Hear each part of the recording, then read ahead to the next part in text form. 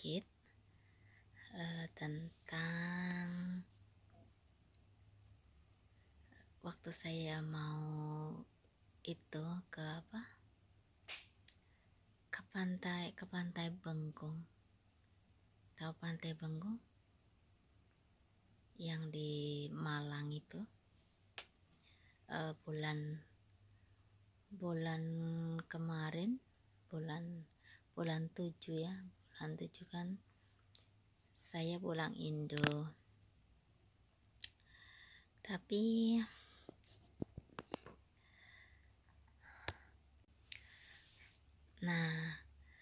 orang pada punya rencana itu mau main ke pantai. Tapi waktu itu saya belum tahu mau ke pantai kemana. Cuman mereka orang-orang rumah yang tahu mau ke pantai mana gitu kan. Nah,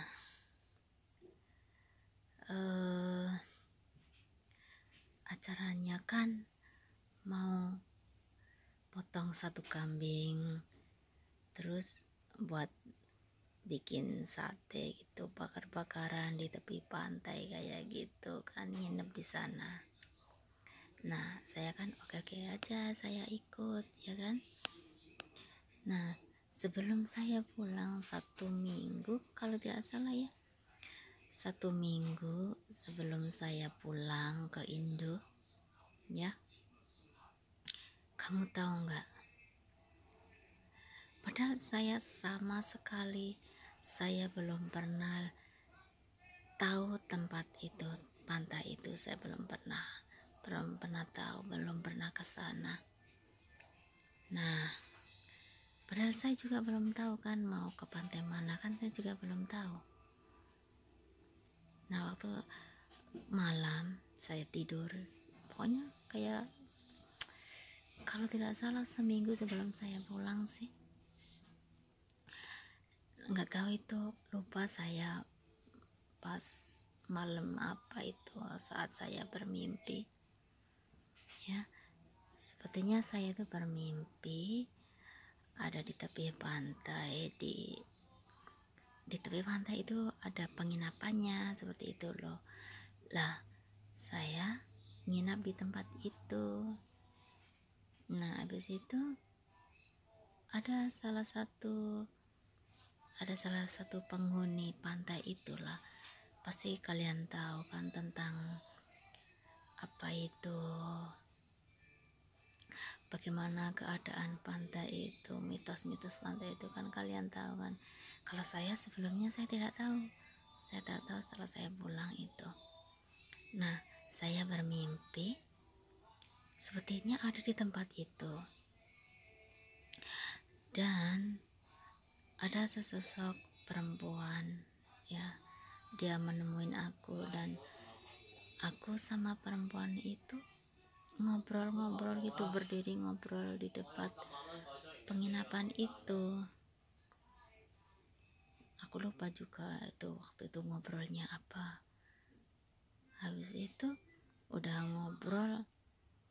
ngomong banyak kayak gitu. Habis itu perempuan itu kayaknya gimana ya, ngomong apa gitu sama, terus kayak ada, aku sama dia itu seperti ada perang fisik ya, perang kayak gitu, perang batin ya, seperti itu loh. Nah, habis itu kayaknya akan bisa mengelak ya.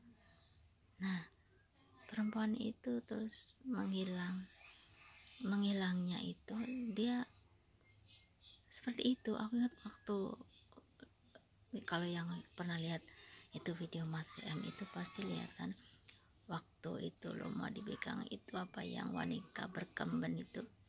Nah, saat saya mimpi juga itu perempuan itu menghilangnya seperti itu, menjadi sebuah kabut berwarna hitam. Habis itu paginya aku telepon orang rumah, aku bilang semua apa yang saya mimpi itu, katanya tidak apa-apa, mereka bilang seperti itu. Dan kalian tahu nggak, saat saya pulang ke Indo ya, waktu saya pulang ke Indo kan nggak langsung pulang ke rumah, itu pulang ke Indo itu habis pulang Indo kita main itu nginap di Batu, pergi ke Batu, di sana nginap di sana 1 malam. Habis itu pergi, itu tempat itu apa namanya ya, masih di sekitaran situ lah, aku nggak tahu, lupa itu namanya, tapi fotonya ada, foto-fotonya. Nah, habis pulang dari itu terus pulang ke rumah, habis itu tidur di rumah 1 malam ya. Habis itu saya bersama keluarga, bersama teman ngaji suami saya, dengan itu juga dengan apa, sama itu apa yang biasa itu, sama bapak yang biasa suamiku ngaji di situ, seperti itu kan.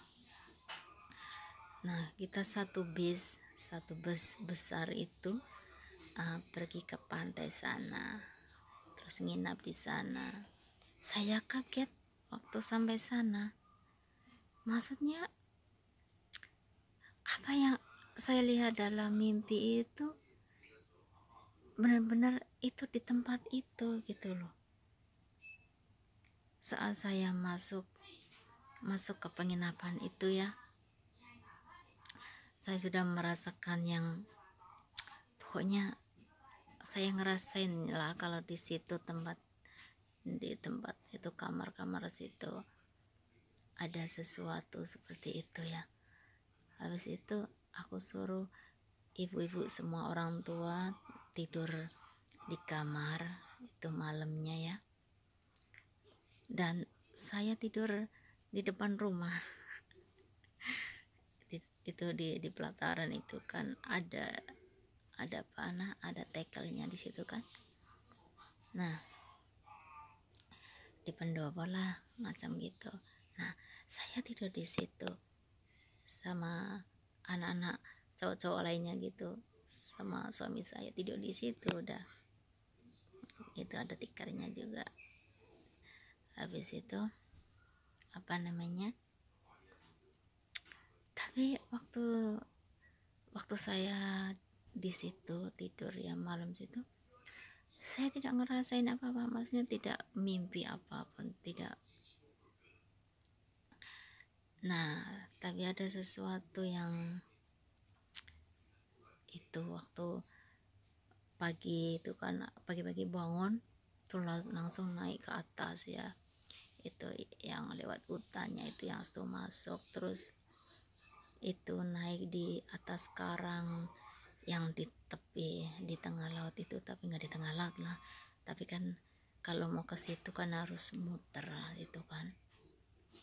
Nah, di situ tuh katanya tempat orang-orang kalau buang senjata-senjata yang kayak gituan.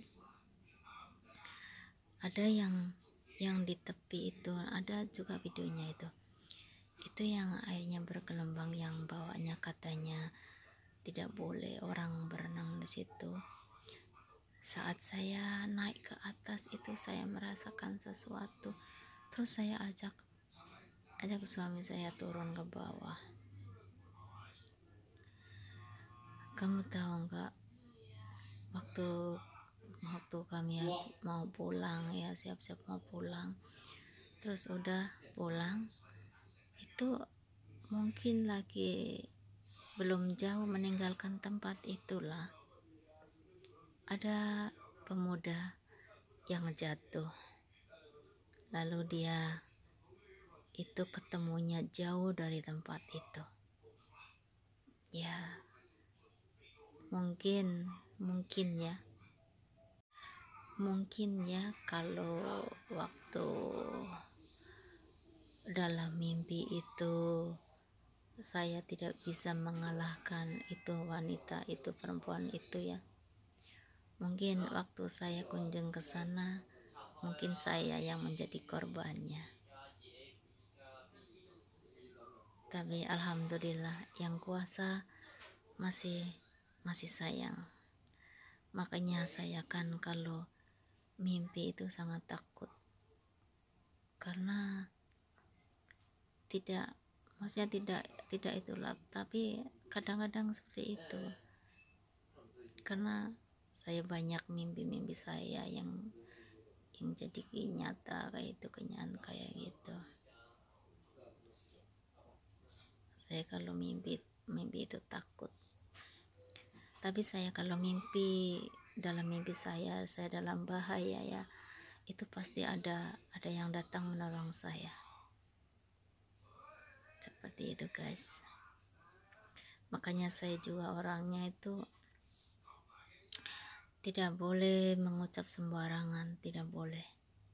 Walaupun untuk diri sendiri atau untuk orang lain itu tidak boleh, itu sangat berbahaya. Udah banyak yang terjadi dengan ucapan saya, udah banyak. Kadang saya juga sedih, maksudnya dengan apa yang maksudnya saya orangnya seperti itu, kayak gitu. Kalau seumpamanya saya berpikir yang tidak baik tentang diri saya gitu ya, apalagi tentang kematian apa-apa dan seperti itu kan, nanti dalam lamunan saya yang tidak baik seperti itu terus melintas seseorang, artinya yang itu entah itu keluarga, entah itu anak, entah itu teman gitu kan, pasti dia yang akan celaka. Itu sering banget aku pernah kayak gitu, anakku juga kena. Pas waktu itu anakku yang melintas, anakku juga kan. Apalagi yang temanku itu yang channel YouTube-nya namanya Lili Cuardiono itu, kalau tidak percaya tanya sama dia.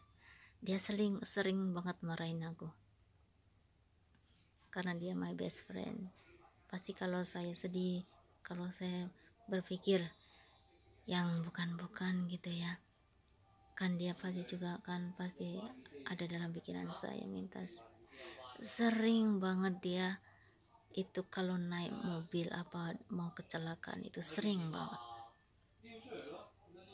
Dulu dia sering banget marahin saya, kata kalau itu pasti dia langsung telepon saya, kamu lagi ngapain sih, lagi mikirin apa sih, dia selalu bilang seperti itu. Kalau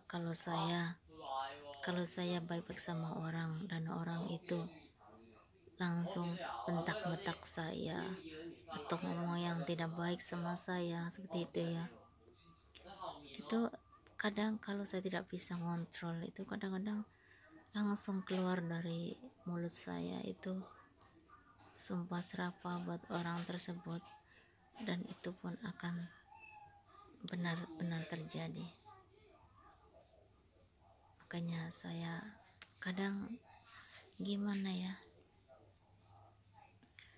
makanya saya tidak, apapun yang terjadi saya tetap berpikir positive thinking, tetap smile ya. Saya tidak mau berpikir yang bukan-bukan, karena bukan diri saya yang akan celaka, tapi orang lain yang akan celaka. Gak tahu kenapa saya orangnya seperti itu.